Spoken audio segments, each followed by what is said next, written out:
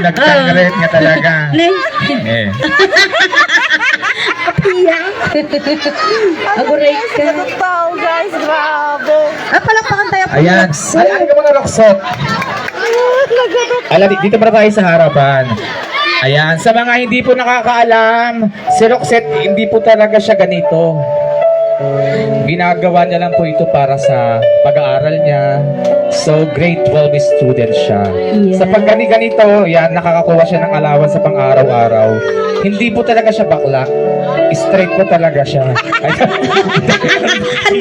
Biro lang. Ayan, so supposed to be, mag-iikot po dyan si Roxette. Ayan, malaking bagay na po yung ibibigay niyo sa kanya sa pang-allowance niya. Ayan, maraming salamat po. Go, Roxette. Ilaban mo na po na. At damat ni Nala na. At mo tikwa 30 30 na at ako. 30 pesos.